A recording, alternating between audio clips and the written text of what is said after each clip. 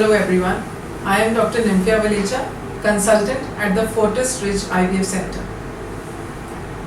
We will be talking about the day of oocyte retrieval, an important day in IVF cycle. What all do you have to carry to the center? First and foremost is a responsible adult with you, who is related to you. In most of the cases, the patients will be with their husbands. Only in those cases when even the husbands have to undergo a surgical procedure like sperm retrieval, then you need to carry a third person with you who is a relative.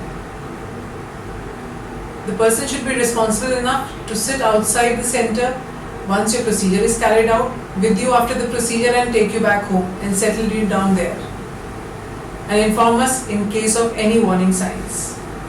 Children in any case are not allowed at the center. About your diet. If you haven't had anesthesia ever before, it is important to understand that you have to be at least 6 hours fasting before the procedure. Usually the procedure here is carried out in the early hours of morning, so after midnight in the previous day, don't eat or drink anything. If there are any specific medications you are on which you take early morning, specifically your thyroid medications, that you have to take in the morning with a sip of water. If there is any other medical history which is significant, please inform your doctor well in advance so that specific preparations can be done and any investigations, if required, can be prescribed to you. Once you come to the hospital, please come in loose, comfortable clothing. Do not wear any jewelry, any makeup, any perfumes, any talcum powder. Please refrain from wearing your contact lenses also. Once you reach at the center, you will be met at the reception. You will get yourself registered there. Your admission formalities will be done.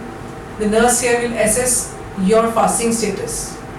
You will change into a loose surgical gown. You will be given a test dose of an IV antibiotic and your IV line will be started. The anesthetist will come and assess your fitness for anesthesia.